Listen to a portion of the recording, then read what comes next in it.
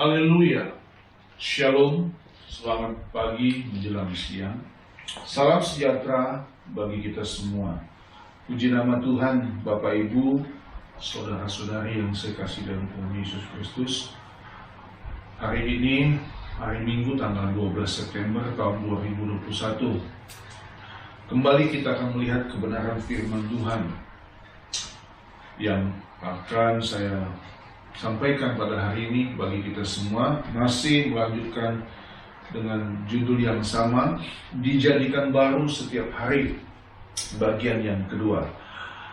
Kalau minggu lalu kita sudah membaca dalam 2 Korintus pasal yang keempat ayat 16-18, kita akan membaca 2 Korintus 5 pada hari ini ayat 1 sampai dengan 5. Bapak Ibu yang menonton video khotbah ini, engkau sama-sama membuka Alkitab di rumah kita masing-masing. 2 Korintus 5 ayat 1 sampai dengan 5. Dijadikan baru setiap hari, bagian yang kedua. Karena kami tahu bahwa jika kemah tempat kediaman kita di bumi ini dibongkar, Allah telah menyediakan suatu tempat kediaman di sorga bagi kita, suatu tempat kediaman yang kekal, yang tidak dibuat oleh tangan manusia. Selama kita di dalam kemah ini, kita mengeluh karena kita rindu mengenakan tempat kediaman sorgawi di atas tempat kediaman kita yang sekarang ini. Sebab dengan demikian kita berpakaian dan tidak kedapatan telanjang. Sebab selama masih diam di dalam kemah ini, kita mengeluh oleh beratnya tekanan, karena kita mau mengenakan pakaian yang baru itu tanpa menanggalkan yang lama, supaya yang fana itu ditelan oleh hidup. Tetapi Allah lah yang justru mempersiapkan kita untuk hal itu, dan yang mengaruniakan roh kepada kita sebagai jaminan segala sesuatu yang telah disediakan bagi kita. Amin.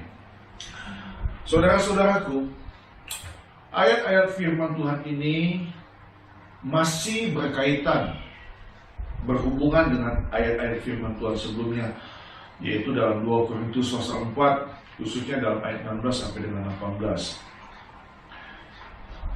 Kalau melihat dari judul yang saya sampaikan pada hari ini dan juga seperti minggu lalu, dijadikan baru setiap hari, memiliki satu tujuan yang pasti dan jelas, yaitu menjadikan saya dan saudara manusia dewasa secara rohani, menjadikan kita semua manusia yang dari anak-anak belum matang menjadi manusia dewasa secara rohani, yang kuat, yang tangguh untuk menghadapi segala tantangan hidup ini. Kita tidak bisa melawan arus deras teknologi yang semakin maju ini, saudaraku. Perkembangan zaman yang semakin hari semakin cepat. Tetapi orang-orang yang di dalam Tuhan harus terus mengalami pembaharuan dalam hidup dia. Nah, saudaraku, anak-anak Tuhan yang dewasa secara rohani pastinya dalam mengikuti dan mengiring Tuhan Yesus akan mengalami perubahan. Saya singgung poin yang ketiga minggu yang lalu, saudaraku, yang akan kita bahas lagi pada hari ini. Manusia dewasa rohani yang dijadikan baru setiap hari pastinya akan mengarahkan hati dan seluruh hidupnya pada hidupnya akan datang. Itu dalam kitab Kolose juga kita bisa baca, Kolose 3 ayat 1 dan 2. Nah, anak-anak Tuhan yang dewasa secara rohani ini, saudaraku, dia akan mengalami perubahan-perubahan. Perubahan itu ditandai dengan 4 hal, saudara-saudaraku. Kalau kita benar-benar mau berubah ini. Jadi pada akhirnya, poin penting di sini adalah kembali kepada diri kita. Kepada diri kita masing-masing. Allah memberikan kebenaran firman-Nya melalui hamba-hambanya. Pun demikian melalui tulisan Rasul Paulus ini, saudara-saudaraku. Kita disodorkan satu keadaan fakta yang ada bahwa manusia lahiriah kita, fisik jasmani kita akan semakin merosot. Kemudian dalam fase yang kelima ini juga kita disodorkan fakta bahwa kemah tempat kediaman kita di bumi ini akan dibongkar. Kemah di sini, saudaraku, bicara tentang tubuh kita. Tubuh kita. Tubuh yang disinggung dalam 2 Korintus 4 itu. Saya baca ya, dalam terjemahan bahasa Indonesia sehari-hari, dalam 2 Korintus pasal yang kelima ini, Bapak Ibu, khususnya ayat yang pertama ini. Sebab kami tahu bahwa kalau rumah, yakni tubuh yang kita diami di dunia ini dibongkar, ya dibongkar ini artinya kita mati, saudaraku. Kembali ke tanah. Allah akan menyediakan bagi kita sebuah rumah di surga yang dibuat oleh Allah sendiri dan yang tahan selama-lamanya. Ini bulan lalu ya, saya sudah sampaikan tentang rumah Bapa. Ya, fokus kepada Tuhan dan kerajaan.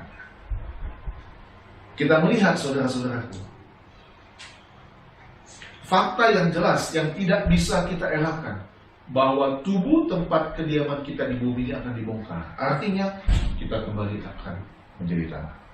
Dan Bapak Ibu, saudara kasih dalam Tuhan, jadi kembali kepada kita semua. Bersediakah kita? Maukah kita untuk kita dibaharui dari sehari ke sehari? Mari kita sama-sama mau, saudaraku. Kita jangan menolak anugerah Allah ini. Kita jangan menolak kebaikan Tuhan ini, saudaraku. Mengapa saya katakan demikian? Karena manusia dewasa rohani adalah manusia yang akan kuat dan tangguh menghadapi segala tantangan hidup ini. Dalam 2 Korintus 5 kita akan membaca, kita lihat ada kalimat mengeluh. Nah, saudaraku, berkaitan dengan firman Tuhan pada hari ini, bahwa dalam mengikuti dan mengiring Tuhan Yesus, kita pasti akan mengalami perubahan. Di dalam poin ketiga, khotbah yang minggu lalu yang tadi sudah saya bacakan, bahwa kita harus mengarahkan hati dan seluruh hidup kita pada hidupnya akan datang. Artinya, saudaraku, di dalam ini, untuk menghadapi hidup yang akan datang, di mana rumah kita, tubuh kita sudah akan lenyap, mati, kembali menjadi tanah, tapi manusia roh kita akan menghadap tahta pengadilan Tuhan.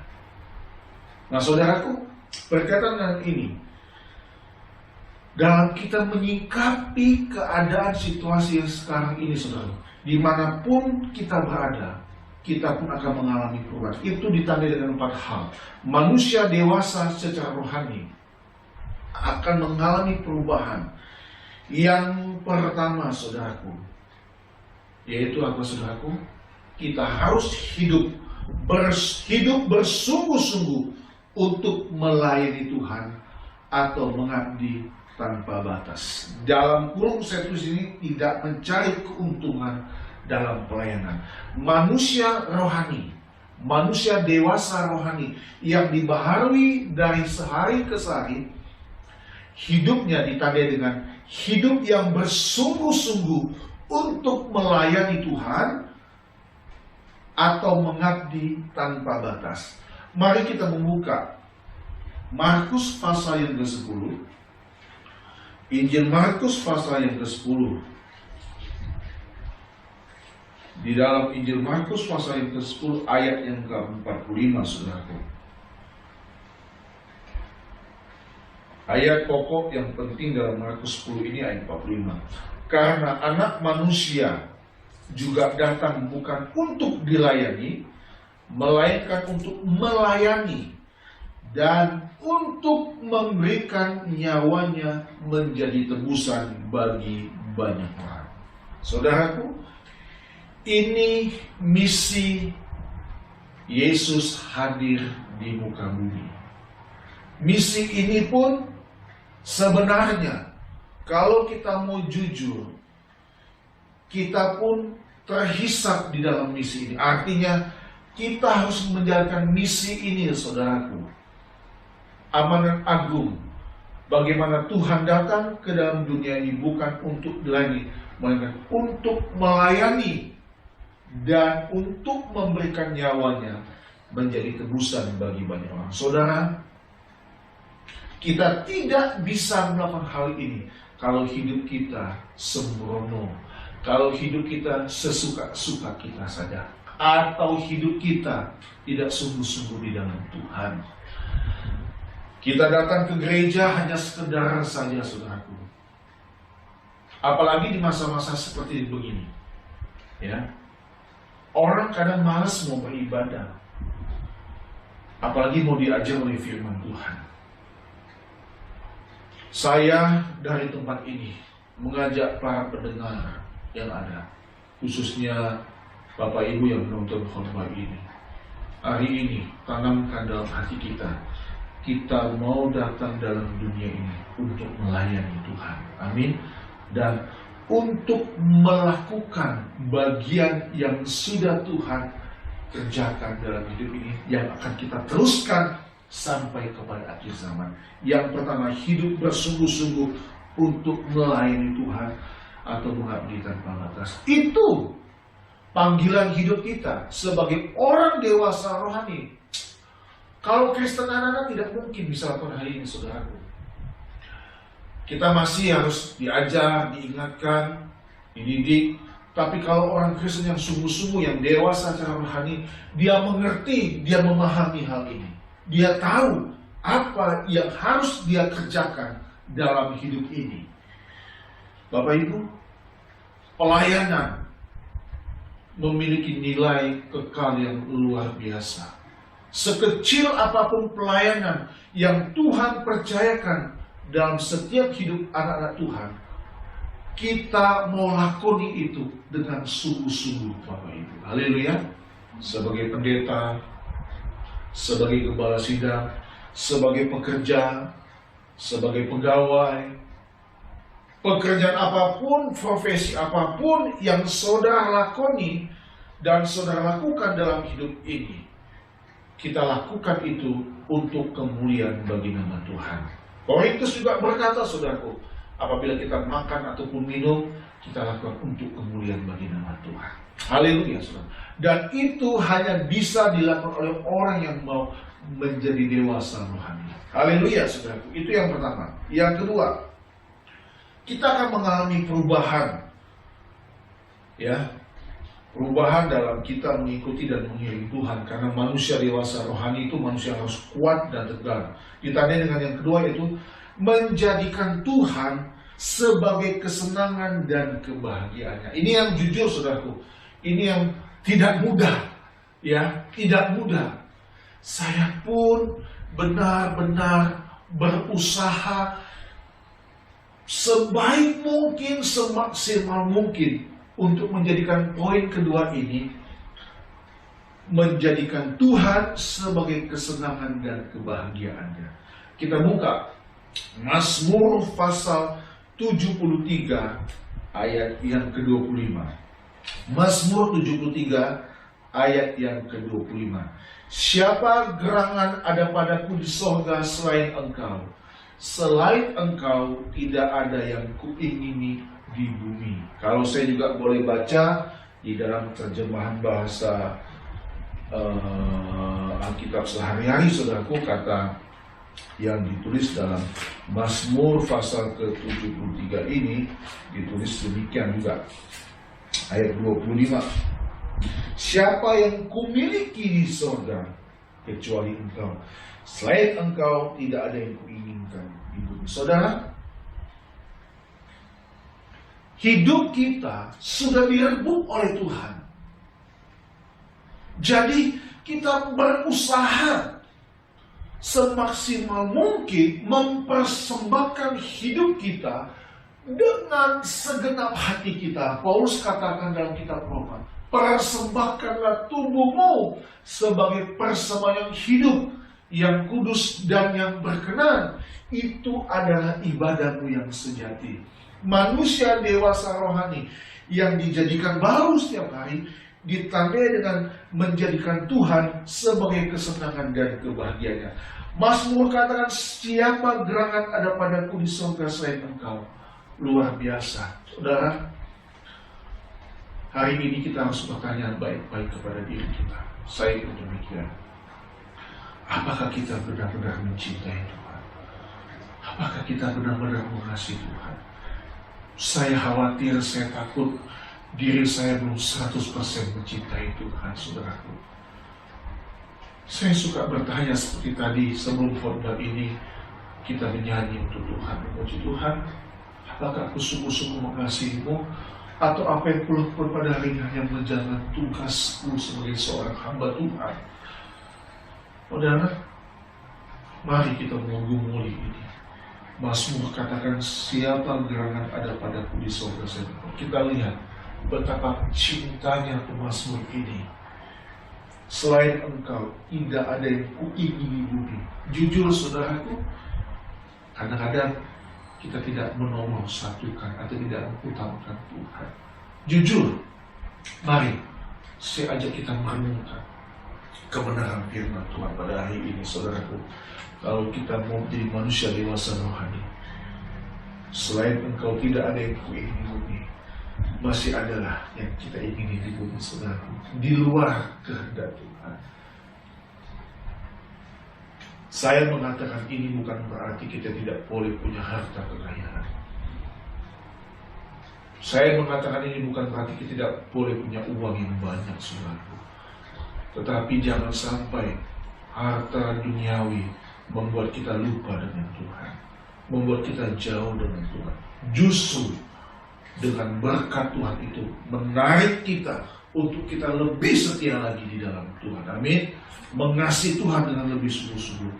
Seorang Zakheus dalam Injil Lukas pun, dia ikhlas, dia rela, dia memberikan uang hasil dia merampok atau merampas dari orang lain karena kecintaannya kepada Tuhan Yesus. Hari ini saudaraku, apa yang sudah kita lakukan untuk Tuhan?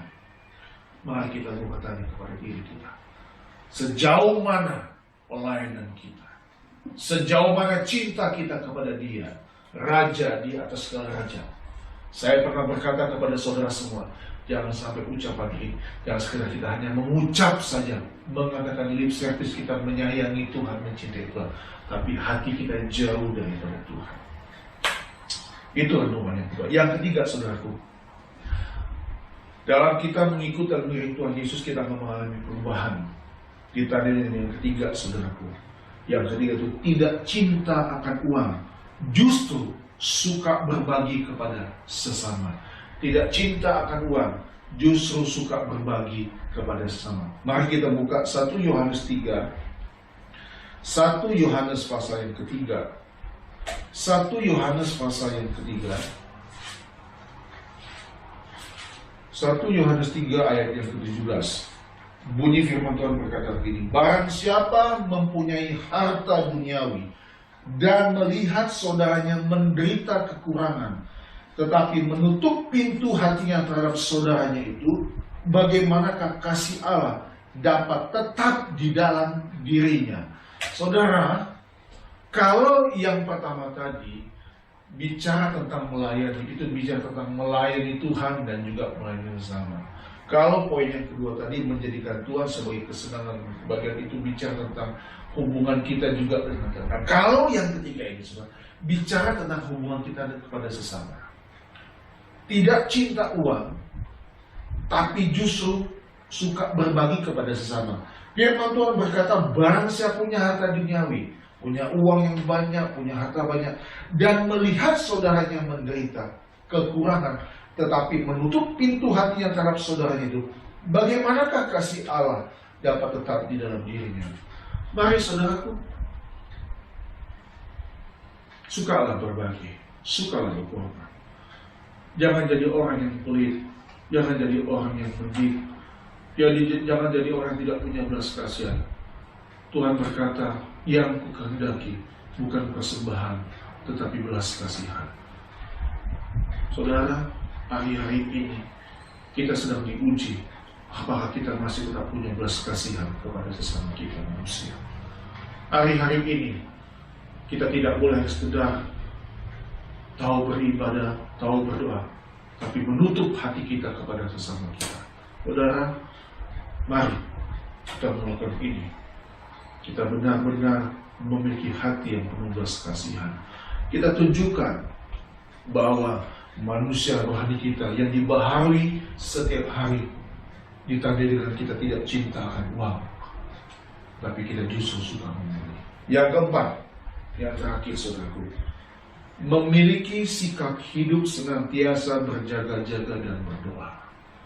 Nah, kalau yang keempat ini saudaraku, ini bicaranya tentang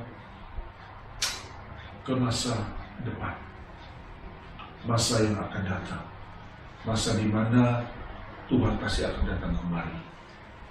Kedatangan Tuhan sudah tidak akan lama lagi. Kita baca dalam Lukas pasal yang ke-21. Dalam Injil Lukas pasal yang ke-21 ayat 34 sampai 36, bunyi firman Tuhan begini. Lukas 21 ayat 34 sampai 36. Nasihat supaya berjaga-jaga. Jagalah dirimu supaya hatimu jangan syarat oleh pesta pora dan kemabukan serta kepentingan-kepentingan duniawi. Ayo kita diingatkan ini, dan supaya hari Tuhan jangan dengan tiba-tiba jatuh ke atas dirimu seperti suatu jerat. 35. Sebab ia akan menimpa semua penduduk bumi ini, tidak terkecuali. Ayat 36. Berjaga-jagalah senantiasa sambil berdoa, supaya kamu beroleh kekuatan untuk luput dari semua yang akan terjadi itu, dan supaya kamu tahan berdiri di hadapan Anak Manusia. Saudara, di Taman Getsemani, waktu Tuhan sedang bergelut, bergumul, Tuhan mengingatkan para murid untuk tetap juga berjaga-jaga. Dalam firman Tuhan ini pun kita kembali diingatkan untuk berjaga-jaga senantiasa sambil berdoa. Karena hari Tuhan pasti akan datang, saudara. Kita harus menjaga hati kita, menjaga diri kita. Jangan kita dimabukkan oleh dunia ini. Dikatakan di sini, hatimu jangan syarat oleh pesta pora dan kemabukan dan kepentingan duniawi. Jadi saya mengingatkan kita semua, buat diri saya juga, buat Bapak Ibu yang saya kasihi, miliki sikap hidup senantiasa berjaga-jaga dan berdoa. Saudara, kedatangan Tuhan tidak akan lama lagi. Ya, setiap saat bisa terjadi, saudaraku. Mari, sekarang saatnya kita harus banyak-banyak untuk selalu bersekutu dengan Tuhan. Saudara, manusia dewasa rohani tidak lagi melihat ke belakang, tapi manusia rohani melihat ke depan, melupakan masa yang lalu, melihat ke depan. Kita kembali kepada 2 Korintus 5, saudara. Dan catatan saya di sini, setelah 4 poin ini saya bagikan, ada dua hal yang penting yang perlu saya juga sampaikan, bahwa kita sebagai orang percaya yang mencintai dengan tulus, mencintai Tuhan dengan tulus, kita mau memperhatikan yang tak kelihatan. Dalam 2 Korintus 4 ayat 8. Kemudian dalam 2 Korintus 5 ayat 1 sampai dengan 3 kita tidak mengeluh lagi dengan kondisi keadaan kita saat ini. Jadi manusia rohani yang mengalami perubahan setiap hari, saudaraku, yang tadi saya sudah paparkan ada 4 poin, juga diajak untuk mencintai dengan Tuhan dengan tulus, memperhatikan yang tak kelihatan. 2 Korintus 4 ayat 18 saya baca, sebab kami tidak memperhatikan yang kelihatan, melainkan yang tak kelihatan. Karena yang kelihatan adalah sementara, sedangkan yang tak kelihatan adalah kekal. Kalau saudara jeli, ayat-ayat firman Tuhan yang hari ini saya sampaikan mengajak kita untuk membawa hati kita untuk lagi tidak mencintai dunia ini, saudara. Sekalipun kita masih ada di dalam dunia. Saudara baca ayat pertama, Allah menyediakan tempat yang indah buat saya dan saudara. Dalam Yohanes 14, khotbah saya buat rumah Bapa, saudaraku. Dan yang kedua, kita tidak mengeluh lagi dengan kondisi keadaan kita saat ini. Saya baca kembali 2 Korintus 5 ayat 1 sampai dengan 2 ya. Karena kami tahu bahwa jika kemah tempat kediaman kita di bumi ini dibongkar, Allah telah menyediakan suatu tempat kediaman di sorga bagi kita. Suatu tempat kediaman yang kekal, yang tidak dibuat oleh tangan manusia. Ayat kedua, selama kita di dalam kemah ini, artinya selama kita mengenakan tubuh jasmani ini, apa? Kita mengeluh. Karena kita rindu mengenakan tempat kediaman surgawi di atas tempat kediaman kita yang sekarang ini. Kalau saya juga boleh tambahkan ayat keempat, sebab selama masih diam di dalam kemah ini, kita mengeluh oleh beratnya tekanan. Karena kita mau mengenakan pakaian yang baru itu tanpa menanggalkan yang lama, supaya yang fana itu ditelan oleh hidup. Tetapi puji Tuhan, ayat kelima, Allah lah yang justru mempersiapkan kita untuk hal itu, dan yang mengaruniakan apa? Roh kepada kita sebagai jaminan segala sesuatu yang telah disediakan bagi kita. Saudara, ada Roh Kudus yang selalu bersama saya dan saudara. Jangan dukakan Roh Kudus, saudara. Dalam proses kita dijadikan baru setiap hari, kita diingatkan untuk mengarahkan hati pada hidup yang akan datang. Ditandai dengan 4 hal: hidup bersungguh-sungguh melayani Tuhan atau mengabdi tanpa batas, menjadikan Tuhan sebagai kesenangan dan kebahagiaan, tidak cintakan uang, justru suka berbagi kepada sesama, dan yang keempat, memiliki sikap hati senantiasa berjaga-jaga dan berdoa. Bapak Ibu, mari mulai hari ini kita mau memperhatikan, artinya melihat yang tak kelihatan. Sorga menanti kita, langit baru, bumi baru menanti saya dan saudara, Yerusalem baru menanti kita semua. Mari, apapun keadaan kita hari ini, kita tidak mengeluh, tapi kita tetap kuat, tangguh menghadapi segala tantangan hidup ini. Tuhan Yesus memberkati kita semua. Puji Tuhan. Haleluya. Puji Tuhan. Haleluya. Terima kasih.